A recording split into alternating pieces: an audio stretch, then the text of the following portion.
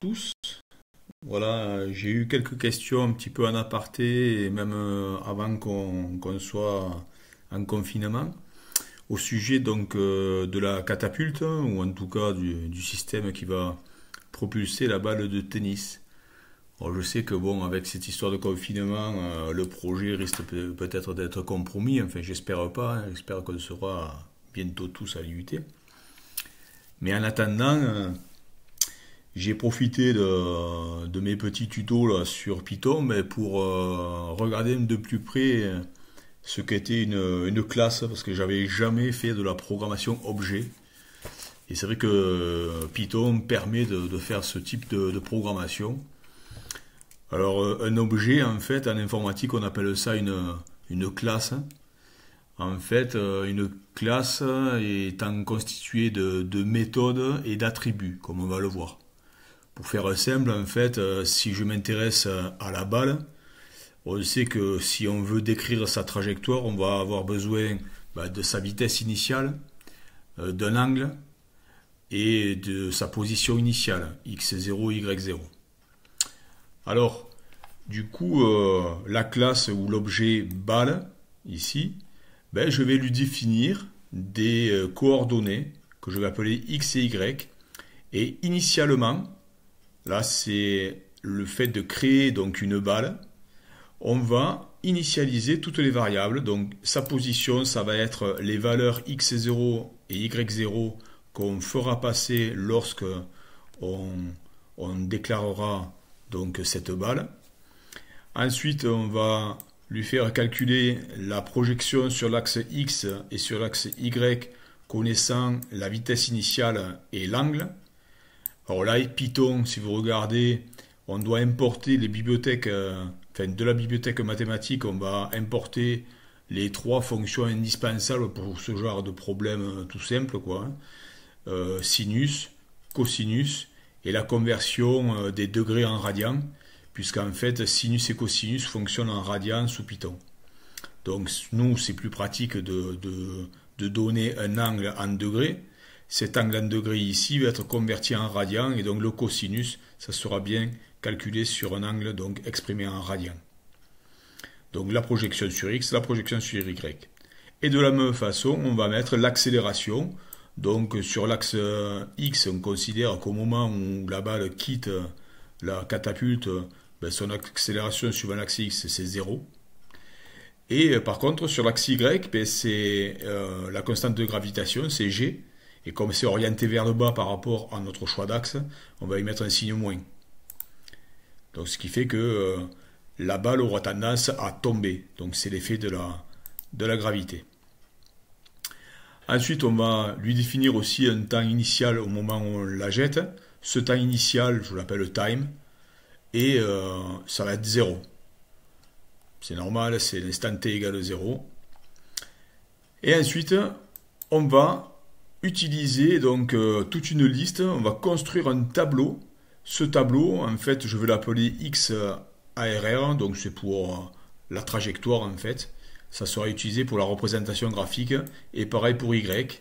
Et je vais remplir chaque fois mon tableau. Donc à l'initialisation, je mets déjà les premières coordonnées, c'est-à-dire x0 et y0 avec le self.x.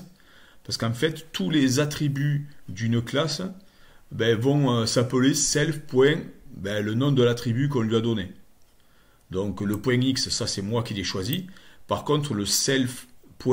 Là, on n'a pas le choix, ça c'est Python, c'est sa façon de dire, voilà, on a affaire donc à un objet qui possède des propriétés et le self donc fait référence en fait à l'objet. Ça évite d'écrire balle.x, balle. Voilà. Ce qui fait que si on recopie le code et que balle, je l'appelle maintenant, je sais pas moi, tennis, et bien à ce moment-là, on n'aurait pas besoin de réécrire partout self, c'est-à-dire convertir des balles en tennis. Donc voilà, c'est une façon un petit peu simple, même si je reconnais que c'est pas très simple, de déclarer donc ces attributs. Et ensuite, on va pouvoir déclarer donc des méthodes. Donc les méthodes, ce sont en fait des fonctions. Et dans une balle, va posséder des fonctions. J'en ai une que j'ai appelée mise à jour de Vx. Mais ça va permettre pour chaque incrément de temps dt de mettre à jour la valeur de la vitesse selon l'axe x. Et on voit que dans ma formule, le Vx que je veux calculer à un instant t plus dt, c'est Vx de l'instant t plus l'accélération suivant x fois dt.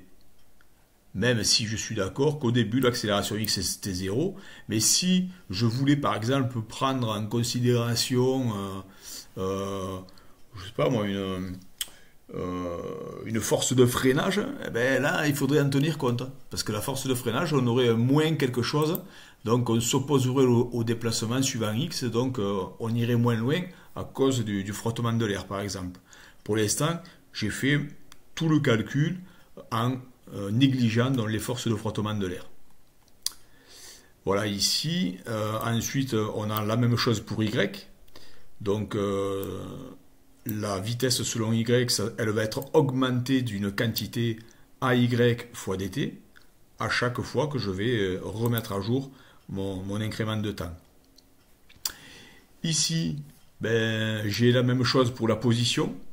Mise à jour de la position, donc mise à jour suivant x, mise à jour suivant y. Et je considère que, ça c'est assez vrai, parce que je me rappelle moi du TP que je faisais au lycée, avec des petits modules autoporteurs là, sur une table soufflante. Ça traçait des petits points et en fait pour avoir les vitesses, en fait on traçait le vecteur vitesse à partir des coordonnées des points qui avaient été marqués sur du papier thermique. Voilà, donc en fait, la vitesse, ça va être la vitesse actuelle et ensuite la mise à jour de la vitesse à l'instant dt plus loin. Ce qui fait qu'on va avoir une vitesse moyenne, donc c'est pour ça que je divise par 2, multiplié par 0,5 c'est divisé par 2. Hein. Donc je fais une moyenne entre la vitesse et la vitesse suivante, puisque ça aura bougé, et multiplié par l'incrément de temps, puisqu'on doit intégrer en fonction du temps. Donc la vitesse fois le temps, ça fait une nouvelle position, c'est-à-dire que tout ce terme-là, c'est un petit dx, de combien ça s'est déplacé en plus suivant l'axe x. De la même façon, on a la même expression ici pour l'axe y. Et ensuite, je vais faire un test.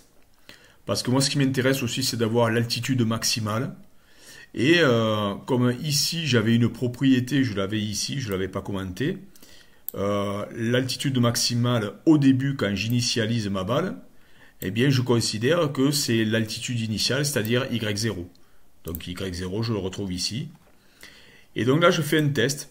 Si ma nouvelle altitude calculée, y ici, est plus grande que y max, alors je mets à jour y max égale y. Et comme ça, j'ai une trace chaque fois de l'altitude maxi. Je le stocke dans cette variable.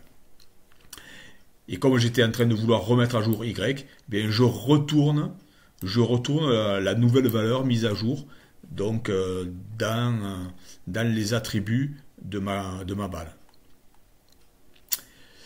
Et ensuite, il y a aussi une autre méthode, donc une autre fonction que j'ai appelée intervalle. Je lui fais passer en variable dt, donc c'est le petit incrément de temps. Et qu'est-ce que je fais? Je viens compléter le tableau avec la nouvelle position que j'ai calculée en faisant la mise à jour de x en tenant compte donc de cet intervalle de temps dt. Autrement dit, quand je suis ici, j'appelle maj x, je fais calculer tout ça, ça me retourne x et je viens donc rajouter, donc c'est append, dans mon tableau qui va contenir toutes les positions de x qui auraient été calculées pendant tout le temps de la trajectoire, la même chose pour y. Et donc là, je vais avoir deux tableaux qui vont contenir les coordonnées x et y pour tous les petits intervalles de temps dt que j'ai calculés. Et ensuite, mon temps, mon chronomètre, je le fais défiler et il est mis à jour lui aussi avec cet incrément de temps dt chaque fois. Je définis aussi une autre fonction que j'appelle tir, et c'est tir que je vais en fait initialiser au début, où je définis donc ma position de la balle, sa vitesse et un angle. Donc à chaque tir, je vais définir donc ces 4 paramètres. Et dans cette fonction, je vais exécuter tout ce qui est là, jusqu'ici. Et donc ici, qu'est-ce qu'on va avoir? Dans toute cette zone, je vais avoir la création de ma balle, première chose. Pour pouvoir tirer, il me faut déclarer un objet. Je vais jeter un objet en fait. Mais un objet réel dans le monde physique, mais un objet informatique au sens que le veut Python, ou le C aussi par exemple. Donc cet objet, comme je disais, comme je lui fais passer des variables position initiale suivant X, position initiale suivant Y, la vitesse initiale et l'angle, je choisis moi un pas d'intégration de 0,01, c'est-à-dire 10, alors attendez, c'est 10 millisecondes. Donc c'est-à-dire que je vais faire beaucoup de calculs pour intégrer. Parce que si je prends un pas d'intégration qui va être un peu trop grand, je vais être peu précis dans mes calculs. Je vais peut-être même atteindre des limites où ça va être un peu faussé. Donc ça, c'est le genre de paramètre à faire bouger, vous, manuellement, quand vous allez tester le code. À le faire bouger manuellement pour voir justement l'influence sur la qualité de la simulation. Mon temps initial, c'est t égale 0. Et je calcule, je lui fais subir donc un intervalle. Et on a vu que ma fonction intervalle dt, c'est ici. Qu'est-ce qui se passe? C'est là que je mets à jour les nouvelles coordonnées. Et que pour pouvoir mettre à jour, il me faut mettre à jour x. Que pour pouvoir mettre à jour x, il me faut mettre à jour la vitesse. Et que pour pouvoir, et en mettant à jour la vitesse, j'utilise le dt que j'ai fait passer depuis le début. Donc voilà un peu le principe de l'intégration. Donc chaque fois ça va intégrer. Du coup, avec cette ligne là, je calcule la nouvelle position y, et cette nouvelle position y que j'ai ici, je vais la comparer à 0, où 0 c'est mon 0 en altitude, c'est le sol. Et moi j'avais arrêté une boucle infinie lorsque la balle sera retombée au sol. Je sais qu'en principe, si je jette une balle en l'air, jusqu'à présent, elle est toujours retombée. J'ai pas assez de force pour la satelliser. Mais bon, voilà. Donc, la balle, à chaque incrément de temps, je vais lui faire subir un incrément de temps et j'incrémente ici mon temps. T égale T plus dt. Et ça va tourner jusqu'à ce que la balle retombe au sol. Quand la balle est tombée, je vais récupérer la portée. À quelle distance x elle est arrivée? C'est la dernière valeur de x de mon calcul, c'est-à-dire la longueur du tableau qui contient donc les coordonnées x, moins 1, parce qu'en fait, les tableaux, souvenez-vous, ils sont stockés de 0 à n-1 éléments. Donc l'n contient le nombre d'éléments de mon tableau, moins 1, ça me fera bien le dernier élément du tableau. Ici, l'altitude, je vais récupérer la balle point Hmax, donc sa propriété hauteur maximale, et je vais faire afficher Hmax, altitude, portée, et le temps de vol, puisque le temps de vol, lui, ça va être balle point time, puisque j'ai intégré, et exprimé en secondes. Et voilà. Et là, je retourne donc le tableau, puisque vous voyez que ici, le fait de déclencher un tir, en appelant cette fonction-là, le fait de déclencher un tir, en fait, je vais récupérer le tableau des coordonnées x et y de ma trajectoire de la balle, puisque toute cette boucle-là va constituer ce tableau.